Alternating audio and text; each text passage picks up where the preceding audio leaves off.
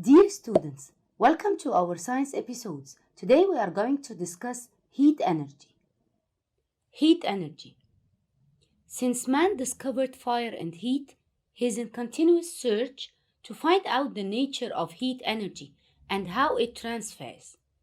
If you place your bicycle upside down as in the figure and make the pedal turn fast, then press the brakes strongly. As the rotation stops, try to touch the frame of the wheel. What do you feel? The wheel frame and the brakes will be hot due to friction, which increases their temperature. So this means that the mechanical energy is converted to heat energy due to friction. Let's apply together. What will happen if you rub your hands together? You will feel heat due to friction. What will happen if a match is rubbed against a rough surface? It will ignite and produce a flame due to friction. What will happen if you keep hitting the head of the nail by a hammer? It will become hot due to friction. As a conclusion, mechanical energy could be converted to heat energy due to friction. Let's watch this activity together. If you will put some metal spheres in a plastic cup, and then you will insert a thermometer to record their temperature. Cover the cup and invert it upside down for 20 to 30 times, so the spheres will move. And then record the temperature of the spheres at the end. What do you observe? The temperature of the spheres will increase due to their friction together. And as a conclusion, the increase in speed and kinetic energy of the spheres causes friction, which results in increase in temperature. Another activity. Tie a knot fastener with a thread and put it in boiling water for a few minutes. Measure the temperature of the hot water. Then get an amount of tap water in another container, cold water, and record its temperature. Get out the metal piece from the hot water and put it in the cold water. Wait for a few seconds and record the temperature of the cold water. What's your observation? Of course, the temperature of the cold water will increase. And as a conclusion, heat transfers from the body with a higher temperature to the body with a lower temperature. If block A is hot and block B is cold, then heat will transfer from A to B, from the hot to the cold, until the two blocks or the two bodies have the same temperature. Now, let's discuss heat energy. It's an energy, it's a form of an energy which transfers from the high temperature objects to the lower temperature objects. While temperature, it's the heat condition of the object. It is directly proportional to the kinetic energy of the particles inside the object, and it determines the direction of heat transfer between objects. So if you look to this example, temperature is how hot or cold an object is. But heat is transfer. It's an energy. It's a form of energy which could be transferred from an object to another. Let's discuss together heat transfer methods. In this picture, you can see a pot containing water, and this is a flame. So we are heating a pot containing water. If you will touch the handle of the pot, you will find it hot.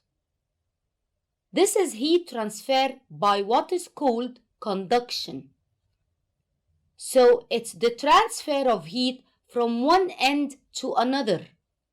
In conduction, heat is transferred by objects touching each other. The second one is convection. Convection is when heating liquids or gases, where the warm liquid will rise up and the cold liquid will fall down, forming convection currents. So convection is the heat transfer through gases and liquids. The hot layers, which is less dense, will rise up, and the cold layers, which is more dense, will fall down. The third example is radiation. What if your mom is baking something in the kitchen? She's using the oven or the stove, and then you enter the kitchen. What do you feel? You feel the heat. All the kitchen environment is hot. This is because heat transfer from hot objects to another without a transfer medium or through warming the air. Here is a question for you. What will happen if you touch a metal spoon which is left for a while in a hot cup of tea? You will find the spoon hot because heat will transfer from the hot tea to the spoon to your hand by what is called conduction. We said before that conduction needs touch between objects. Can you give reason why are cooking pots made of metals like copper or aluminum? This is of course because metals are good conductor of heat. Look at this example. This man is sitting in a room and this is a heater. How does the man feel warm? Can you explain it? Yes. The heater will heat the air in the room, where warm air, which is less dense, will rise up, and the cold air, which is more dense, will fall down, forming convection currents. Then the man will feel warm. Give reason why is the freezer found at the top of the fridge while the electric heater is placed on the ground. The freezer is the top of the fridge because air will be cooled and then fall down, while the warm air at the bottom will rise up to be cooled, forming convection currents along the whole fridge. While the heater is placed on the ground because the cold air will fall down to be warmed and then will go up, also forming convection currents along the whole room. What will happen if you stand outdoor in a sunny day? Will you feel the heat of the sun? Yes, of course. Because the sun sends infrared radiation, and we can feel infrared radiation as heat. These radiations travel through space, where no air is found. Then they will reach the atmosphere of the earth. It heats up the atoms of the air, and then you will feel it as heat. And by the way, this is called radiation. You feel the heat of the sun by radiation. Can you give reason why the heat from the sun isn't transferred by conduction or convection? Yes, because there is a huge vacuum space between sun and earth. And the only way for heat to be transferred without a medium in vacuum space is by radiation only, neither conduction nor convection. Give reason. Why do we wear dark colors in winter and light colors in summer? This is because the dark colors absorb heat and the white colors reflect heat. Here are some technological applications that produces heat. What can you see in front of you? Solar heaters, electric heaters, water heater, stoves and ovens. Some of these applications work with petrol fuel and natural gas, which are non-permanent resources, while others work with solar energy or electricity, which are permanent resources. Some pollute the environment and others do not. Can you give reason why is solar energy considered to be the best energy source? I think we discussed this question before. This is because it's a permanent and cheap source of clean energy that do not pollute the environment. Why? It is better to produce electricity from solar energy than burning fuels. The same answer, because it's a permanent and cheap source of clean energy that do not pollute the environment. Can you think about some solar appliances? Solar cells, solar heaters, solar water heaters, and solar ovens and solar cookers. Time for questions. Now, can you choose the right answer? Heat is transferred from a hot aluminum cooking pot to your hand by convection, conduction and radiation, conduction and convection, conduction only. If there is a touch, it's only conduction. When air is heated, it becomes less dense and falls down.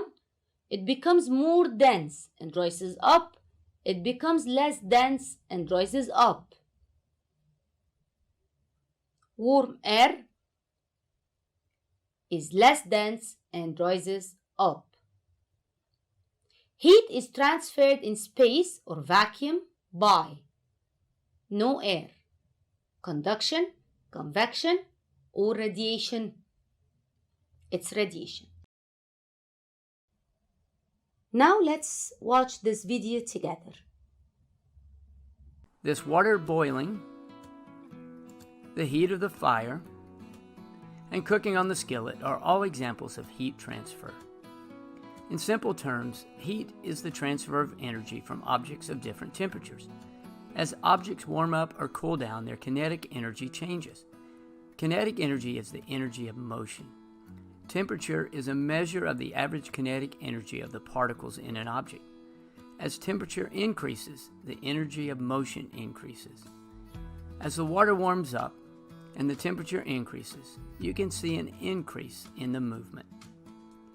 Heat can be transferred in at least 3 ways: conduction, convection, and radiation. Conduction is a process in which the transfer of heat takes place between objects by direct contact. It is most often associated with solids. The key to conduction is direct contact. The heat of the pan is transferred to the mini pizzas. The energy of the frying pan is transferred to the eggs. Notice that they are in direct contact. Convection is heat transfer by the movement of a fluid such as air or water when the heated fluid is caused to move away from the source of heat, carrying the energy with it. It occurs due to density. Lava lamps are examples of convection. As the liquid is heated, it rises and falls as it heats and cools.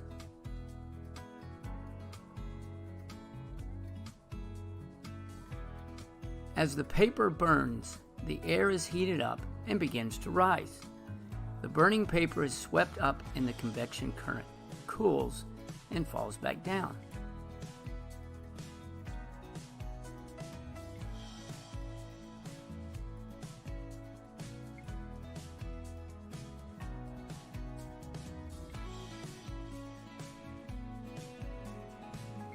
These beans are another example of convection.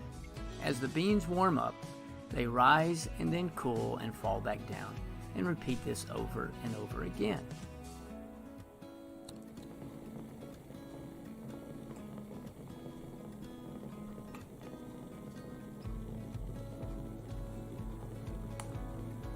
Radiation heat is transmitted without any physical contact between objects.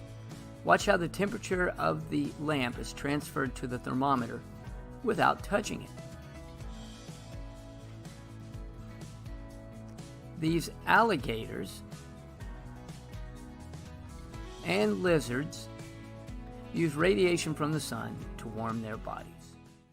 Dear students, thank you for watching. See you later in other science episodes.